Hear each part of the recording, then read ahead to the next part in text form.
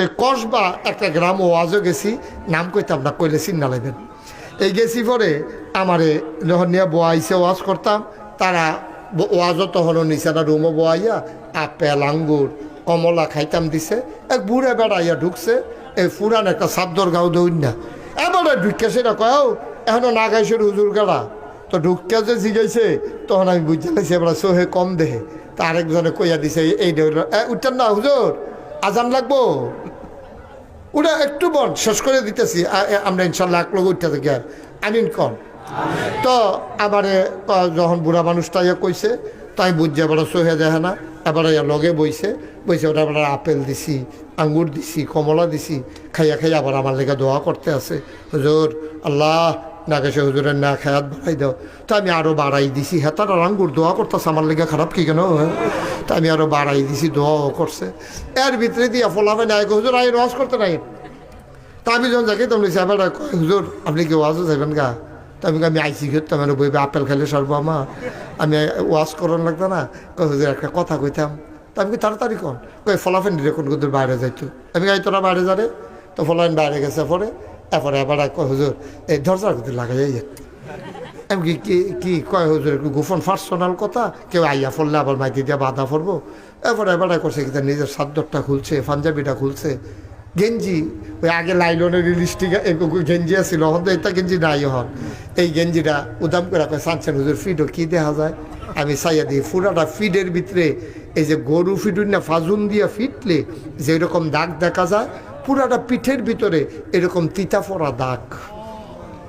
আমি হাত দিয়ে আমার চোখে পানি চলে আসছে। আরে বুড়া মানুষটা থরথরে বুড়া, চোখে দেখে না, চামড়াগুলা ঢিল, দাঁত পড়ে গেছে, দাড়ি চুল পেকে গেছে। এই লোকটা এমনি পিটাইলো, এই সমাজটাতে কোনো মানুষ নাই। আমি চোখের পানি ছেড়ে দিয়ে কাঁদতেছিলাম। আমি ডাক দিয়া বললাম বাবা কে তোমারে এমন করে পিটাইলো? কয় যে হুজুর আমারে কেউ পিটায় নাই, আমার 7টা মেয়ের পরে একটা ছেলে হইছে, এই ছেলেটারে আমি বড় আদর করি, তে আমার আব্বা ছাড়া কিচ্ছু বুঝে না, তে মার লগে এত থাকে না, তে আমার বুকটার ভিতরে ঘুমায়, আমি তারে গোসল করাই, লোকমা দিয়া খাওয়াই, রাতের বেলা পেশাব ধরলে আমি তারে বাইরে লইয়া যাইতে ডরায়, আমি মাথা তার দিয়া রাখি, পেশাব করে সারলে তারে কুলো করে আন্না শোয়াই দেই। হুজুর এত তিল তিল করে তারে বড় করছি, তে বড় হইছে, তারে বিয়েও করাইছি, আল্লাহ করলে আমার একটা নাতি হইছে। একদিন তার নাতির আমার নাতিটার তার ফুতের কাশ হয়ে গেছে, নিউমোনিয়া জ্বর উঠে গেছে। আমার বিবি ডাক দিয়া কয় স্বামী আমার, আমরা বুড়া বুড়ি আর বাসাম কয় বছর, আমরা রসিকটাত না থাইকা আমরা রান্নাঘরে থাকি, আমার নাতিটার জ্বর উঠে গেছে গা, লেললিরা বাতাস আলগা বাড়ি।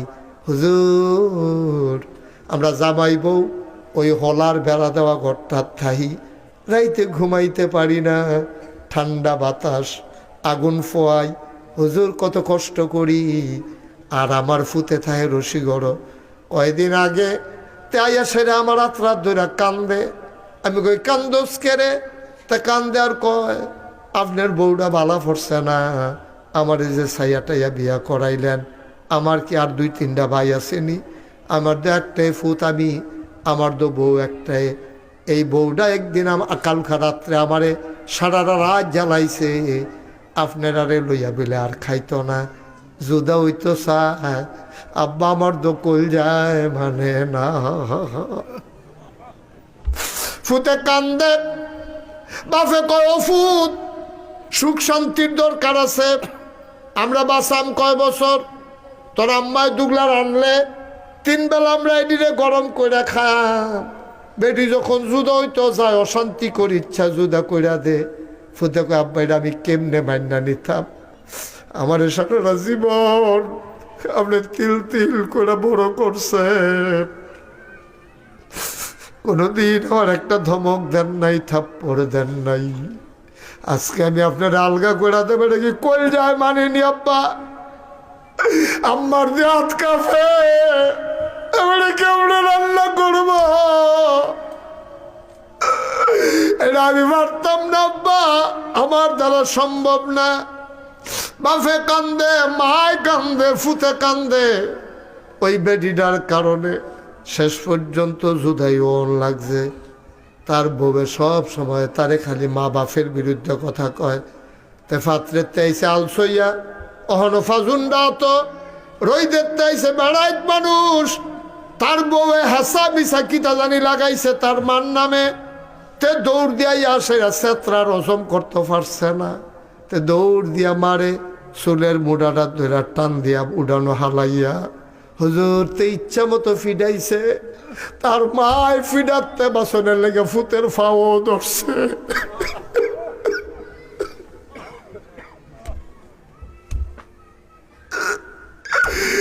আমি বাড়িতে আসলাম না, গাড়া তাইয়া উনি তার মা ছিল।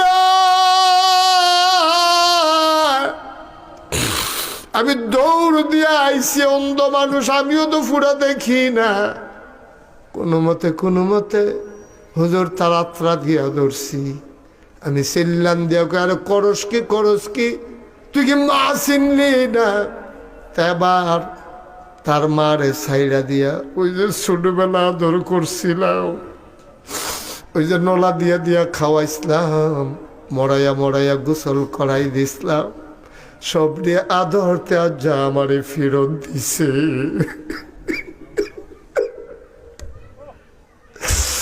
মারে ভালাই দিয়া ইচ্ছা মতো আমার ফিটটার ভিতরে হুজুর ফিরছে। আমি দেখি লোকটার গাল বাইয়া পানি পড়ে। আমি কই বাবা তুমি যদি বদদোয়া দাও তার জীবন শেষ। এবার কান্দে আর কয় হুজুর বদদোয়া দেই না। আমি কই বদদোয়ার দেওয়ান লাগতো না, তোমার চোখে পানি এসে কারবার ঘইটা গেছে, শেষ তার জীবন শেষ। এবার কই হুজুর না আমি বদদোয়া দেই না। হুজুর আপনার কাছে কইছি, আপনি মাহফিল কুদুর কইয়েন ফলাফাইন যেন মা চিনে বাপ চিনে।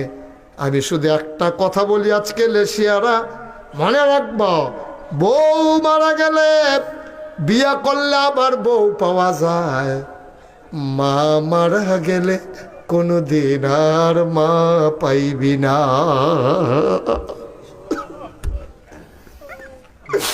মা মারা গেলে আর মা পাইবি না। এমন মা যারা কবরে শুয়াইছ, এমন আব্বা যারা কবরে শুয়াইছ, এই মাদ্রাসাটা হইছে তোমাদের ভাগ্য ভালো।